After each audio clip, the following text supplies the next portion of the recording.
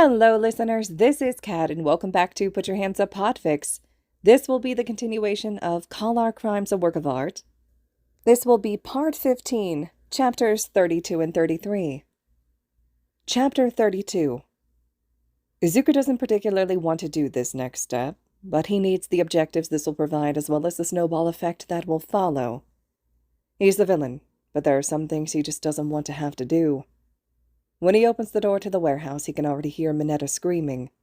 Maybe they should have gagged him. He signs to his two teachers to get out of sight. He doesn't want Mineta to know who his teacher teammates are.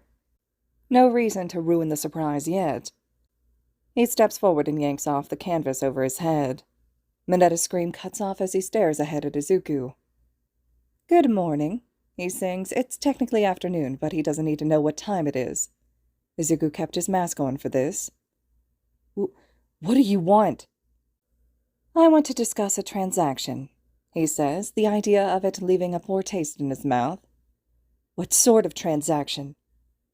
"I want to hear all about your escapades with the ladies.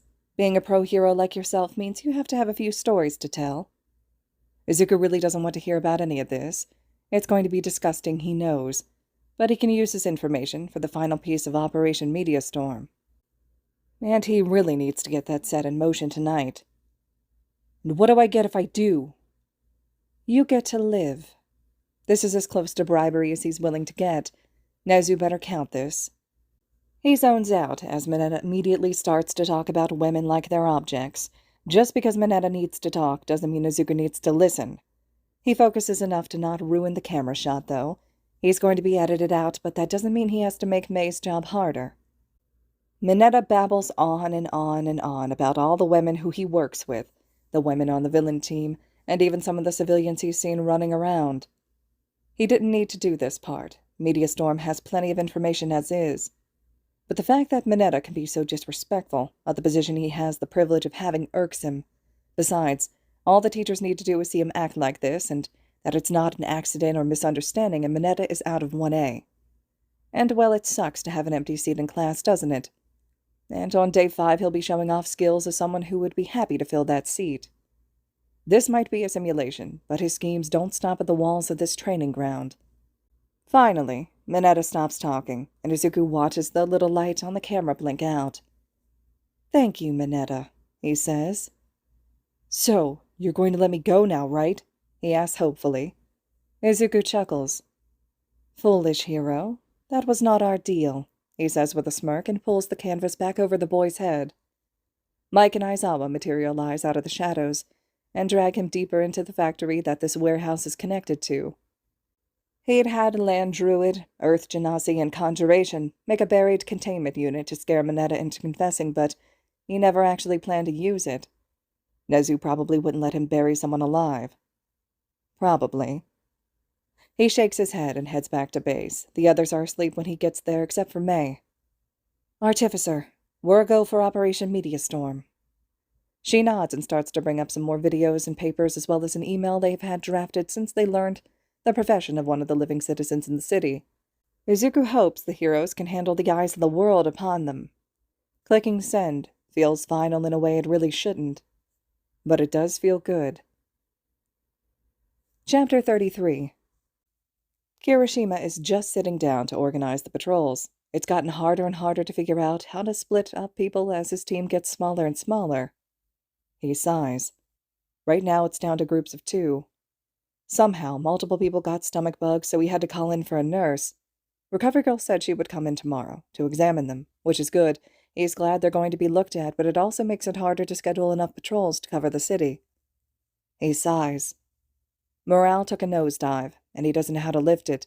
Mina and Hagakure were the ones that lifted the team when they were down, and he just lost both of them in what should have been a simple infiltration mission. And Bakugo hasn't come out of his room since the bank. The amount of damage that occurred was more than even the agency's bank account could handle, even if it hadn't been frozen.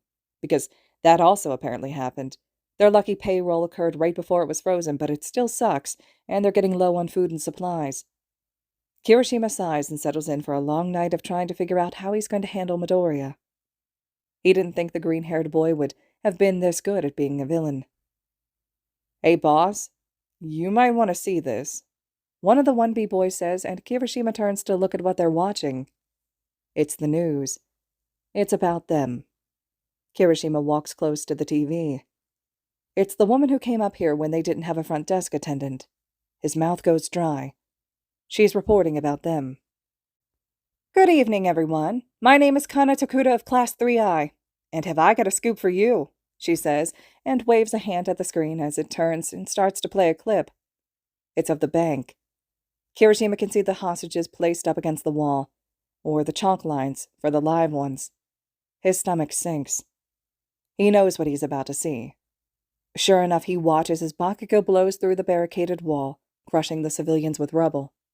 Kirishima feels sick. Then he watches himself follow into the bank. He sees Bakugo turn away from the camera to speak. There's no sound, and the moment they both realize what happened. Then he watches Bakugo rush out of the bank.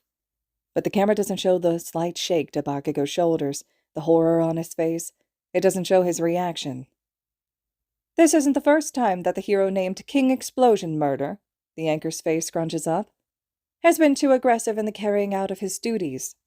She waves her hand again, and the video shifts to that day she had come into the agency. They follow her as she waits to speak to someone.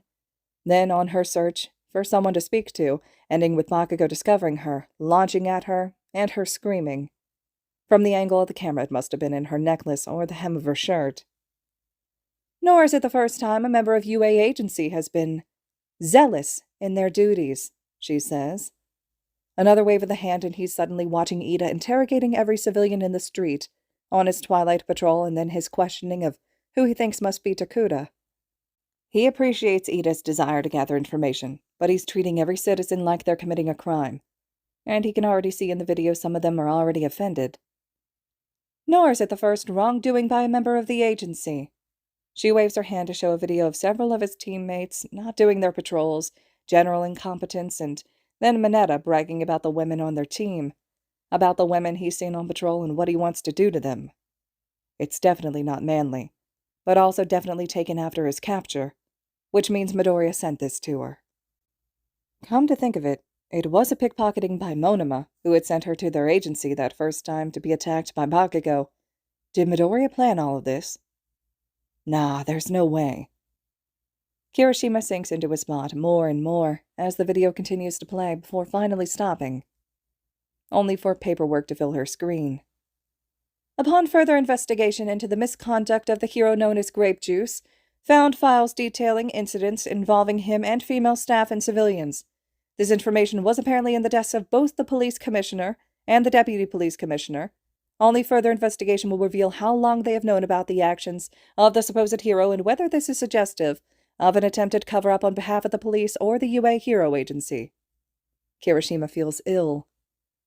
One thing for sure is that the city's faith and trust in both the police and the heroes has been shaken. She takes a moment, then clears her throat. Which leaves us with the question of, if we can't trust the heroes or the police, then who can we trust? The program ends and Kirishima's head is spinning. Or is that the room? Boss? Kirishima can't move his head to look at him. He just doesn't know what to do. All right, listeners, this concludes Chapter 33 of Call Our Crimes a Work of Art. Chapter 34 will be up next. I hope you all are still enjoying this one. I really like this chapter section a lot. I think the media storm aspect being thrown into play now is really cool to see, and I think that it's nice that Izuku's plans are going outside of just the actual exam itself with trying to get real consequences for Mineta's actions, so I think that's cool too. So let me know your thoughts and reactions to everything so far, and as always, thank you so much for listening.